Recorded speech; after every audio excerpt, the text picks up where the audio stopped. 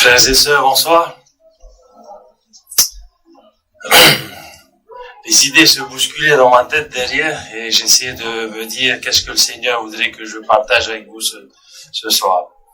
La semaine dernière, j'étais dans le pieu de Bora Bora et la semaine juste avant, j'étais dans le pieu de Punavia pour leur conférence de Dieu. Et maintenant que je suis debout, je comptais sur le Seigneur pour me montrer dans ma tête quel est le sujet le plus intéressant, le plus édifiant pour vous ce soir. Je vais commencer avec deux annonces officielles qu'on peut voir sur le site de l'église, sur Church Newsroom, ou pour certains, on a peut-être reçu par mail. À chaque fois qu'il y a une nouveauté ou une annonce officielle de la première présidence, on reçoit aussi par mail. Bien sûr, et on a eu plein d'annonces officielles ces derniers temps avec la nouvelle première présidence et le nouvel apôtre. Mais celle qui me concerne, bien sûr, concerne le travail missionnaire.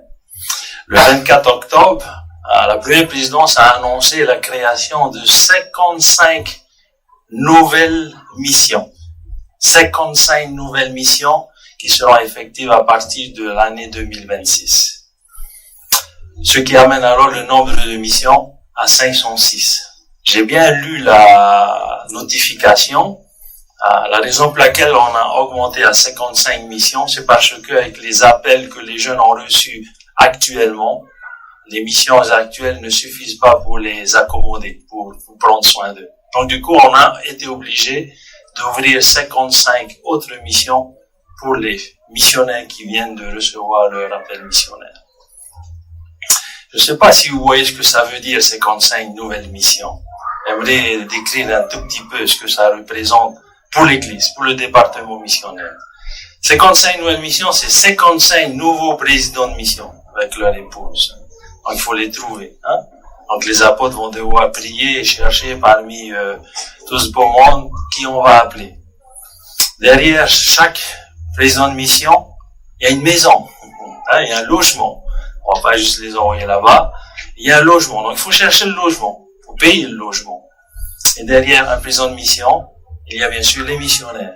Quand je pense à nouvelle mission, ça veut dire des missionnaires, des logements, transport. Il faut chercher aussi des logements pour eux. Je ne sais pas si le département missionnaire a sauté de joie quand ils ont entendu ça, mais à mon avis, ils sont déjà en train de travailler pour trouver les logements et tout ce qu'il faut. C'est que du tracas, c'est que du travail. Ça demande beaucoup. 55 nouvelles missions, c'est beaucoup de travail. Pourtant, les missionnaires sont déjà appelés. Ils attendent juste d'y aller maintenant. Et donc, il faut monter tout ça. L'Église est en train de faire le nécessaire pour que ces 55 autres missions puissent être ouvertes pour pouvoir accueillir tout le monde. Cette semaine, une deuxième annonce pour les sœurs, nos sœurs missionnaires. Bien sûr, servir une mission pour les sœurs, c'est toujours optionnel. C'est pas un devoir. Donc, vous pouvez y aller comme vous pouvez ne pas y aller. Mais en tous les cas, l'âge maintenant a été baissé jusqu'à 18 ans. Alors qu'avant, c'était 19 ans, vous pouvez partir en mission. Maintenant, c'est 18 ans. Là encore, je me mets à la place du département missionnaire, comme si ça suffisait pas 55 nouvelles missions. On a baissé l'âge.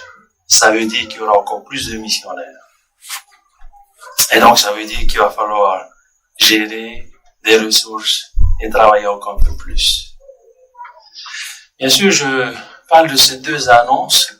Et voici ma question. Mais pourquoi l'Église, malgré tout, va relever le défi?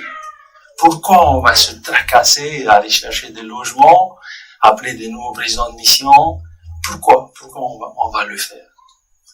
Bien sûr, nous on est ici, on est à Tahiti. Nous on n'a pas de nouvelle mission, c'est toujours la mission de Tahiti Popete. Il n'y a aucune qui est prévue d'être créée ici. Donc quelque part on peut se dire, hey, c'est là-bas, c'est pour eux. Mais la question que je nous pose aujourd'hui, c'est pourquoi l'Église va-t-elle relever le défi? Posons-nous la question. Observons un petit peu la situation de l'extérieur et posons-nous la question, pourquoi?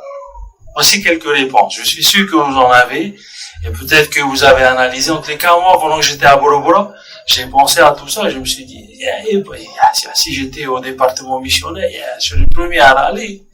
Heureusement que je suis pas là-bas. Peut-être pour ça que je travaille pas pour le département missionnaire. Bien sûr, la première raison, c'est que c'est le Seigneur qui contrôle tout. C'est le Seigneur qui est aux commandes. Et lui seul sait ce qui se passe. Et on sait ce qui se passe. Le président Nelson nous a dit ce qui se passait. Il nous a dit que la seconde venue, il faut qu'on se prépare, vous et moi, à la seconde venue. Quand on pense à la seconde venue, on pense que ça sera la fin, ça sera terminé. Donc c'est tout à fait normal que le Seigneur appelle de plus en plus de missionnaires. Est-ce que vous l'avez compris comme ça? Mais plus loin encore, frères et sœurs, le Seigneur aime, pas seulement nous, mais il adore et il aime aussi tous ces enfants qui ne sont pas encore membres de l'Église. Il accélère son œuvre pour que l'Évangile puisse aussi leur être prêché. On se rappelle maintenant que le président Nelson avait déjà demandé aux jeunes de rassembler Israël. Je me rappelle très bien comment il a dit. Il n'a pas dit, il n'a pas tapé sur la table, il a dit, si vous le voulez bien, si vous voulez rassembler Israël, vous ferez partie alors d'une grande œuvre. Voilà comment il a invité tous les jeunes. Il n'a pas imposé, il n'a pas forcé, il a juste dit, si vous le voulez bien. Et étonnamment, contrairement à quand on force, étonnamment les jeunes ont répondu. Actuellement, on est à 84 000, si je ne me trompe pas, missionnaires cette année. 84 000. Ça fait beaucoup. C'est énorme pour l'Église. Maintenant, frères et sœurs, si on devait maintenant décortiquer ces 84 000 missionnaires, par pieu, ça représenterait quoi? Je ne sais pas combien il y a de missionnaires dans votre pieu que vous avez envoyé en mission. 21? Alors, 21 missionnaires ici. Dans le pieu de travaux, il y a 21 qui servent. Sur les 84 000 dont je parlais. Quand on pense à 84 000, c'est beaucoup. Mais quand on pense à 21 missionnaires pour ce pieu, on peut se dire, c'est pas mal, mais on pourrait faire mieux. Peut-être, je sais pas. Déjà, à mon époque, je faisais moins mieux que ça quand j'étais président de pieu, alors je ne vais pas m'amuser à faire la leçon à président Chevalier. C'est pas mal. Et d'ailleurs, on leur a fixé des objectifs pour qu'ils envoient un peu plus de missionnaires. Je crois que c'est 25, je crois. 25. Là où est-ce que je veux en venir, mes frères? Alors justement, à remarquer que j'avais une plaque. Il faut savoir, une petite histoire sur cette plaque. Il faut savoir que ça va faire 3 ans maintenant qu'on est dans la présidence de mission. Et le président Touahou, qui est revenu la semaine dernière d'une formation des présidents de mission, vient tout juste d'apprendre que les conseillers devaient aussi avoir une plaque. Et pour la première fois, je l'ai reçu hier, ma plaque. La première fois, je mets ma plaque. Heureusement que ça ne m'a pas empêché de faire du travail missionnaire pendant les 3 ans. Alors j'avais me dit, mais 3 ans, c'est pas 3 ans que les présidents de mission ESF? Oui.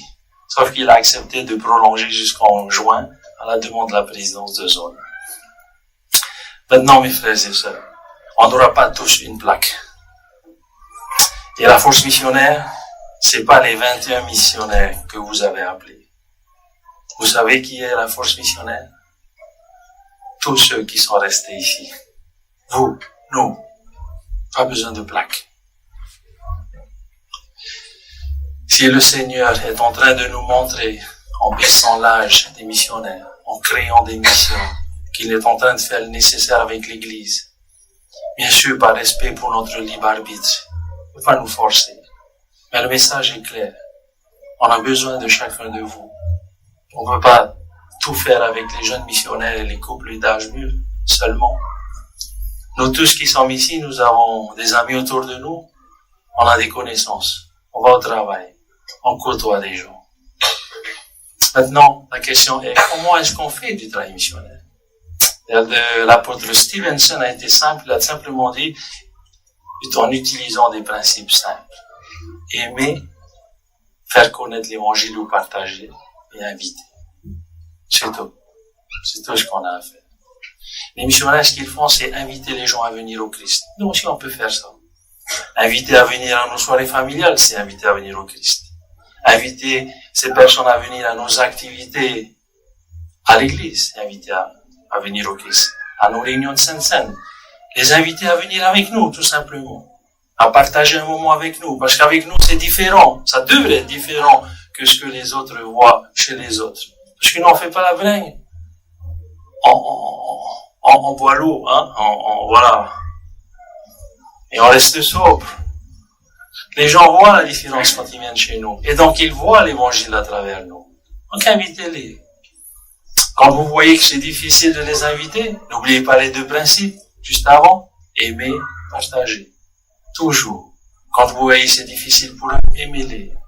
Généralement, quand on aime les gens acceptent vos invitations.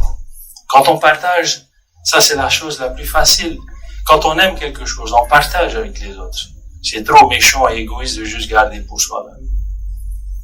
Partager. C'est avec ces principes-là, frères et sœurs, que nous pouvons combler le vide. Le Seigneur ne nous demande pas de baptiser les gens autour de nous. C'est pas à nous à prendre cette décision. C'est les gens avec qui on partage, qu'on invite, qu'on aime, qui prennent cette décision. Oui, ça veut dire que, alors vous allez aimer des gens, partager avec eux, les invités, qui vont peut-être pas devenir membres de l'église. Oui, c'est leur choix. Mais ça ne nous empêche pas de les aimer, de partager l'évangile avec eux, et de les inviter. Un jour peut-être. Sœur, juste avant, malheureusement, j'ai pas son nom, qui a partagé son témoignage sur le scellement. Voilà pas la finalité, mais c'est là où on veut tous y arriver. Et la joie de ressentir l'unité et le scellement qui perdure à notre mariage et notre vie familiale dans l'au-delà. Mais ça commence avec un baptême. Ça commence avec nous. Et on pourrait être le début de cette merveilleuse histoire. Si nous aimons, partageons et invitons. Lorsque vous allez dans le manuel d'instruction, vous allez chercher à faire connaître l'évangile. Il n'y a pas 1000 manières ni techniques. On va vous parler de aimer, partager et inviter. Voilà. Encore une fois, frères et sœurs, nous invitons. Eux décident d'accepter ou de refuser. Ok? Et s'ils refusent, c'est leur choix. Ils y ont droit. Et s'ils acceptent, alors ils vont commencer une aventure qui les amènera jusqu'au scellement et l'unité familiale. Frères et sœurs, pourrions-nous alors être les autres que les 21 missionnaires appelés? Pourrions-nous alors faire nous aussi la différence en faisant notre part? Travail missionnaire égale à aimer, partager et inviter. Sur le site Venez au Christ, si vous avez le temps, tapez ça dans votre Google et vous allez tomber sur un site de l'église où il y a une 30aine de vidéos. Des vidéos sur nos grands dirigeants et comment est-ce qu'ils sont devenus membres de l'église. Des histoires toutes simples. Certains ont été invités à un match de ping-pong à l'église. Ils sont venus au ping-pong et parce que l'esprit était différent, il n'y a pas de gros mots parmi les jeunes. Ils ont été intéressés de savoir pourquoi ils sont comme ça. Et finalement, ils ont étudié l'église. Ils sont devenus membres de l'église. D'autres sont venus parce qu'une fille l'a invité. Et une des histoires qui m'a le plus touché, c'est ce non-membre qui vient inviter cette fille qui est membre de l'église à sortir avec lui à un bal. La maman a dit non, tu vas pas sortir, elle va pas sortir avec toi, à moins que tu prends son petit frère. Donc le petit frère est allé avec eux deux. Et c'est pendant qu'il est allé au bal que quelque chose s'est produit. Il a ressenti que les jeunes étaient différents. Intrigué, il a voulu avoir les missionnaires et il a étudié l'église et il est devenu membre de l'église. Des histoires aussi banales que celle-là, pourtant qui font la différence. On peut créer ça à nous. Nous, les autres que les 21 missionnaires appelés. Nous sommes beaucoup plus nombreux. J'invite chacun de vous à aimer, partager, inviter. Le Seigneur vous bénira, vous guidera, vous dira ce que vous devez faire. C'est ma prière, mon invitation dans Jésus-Christ. Amen.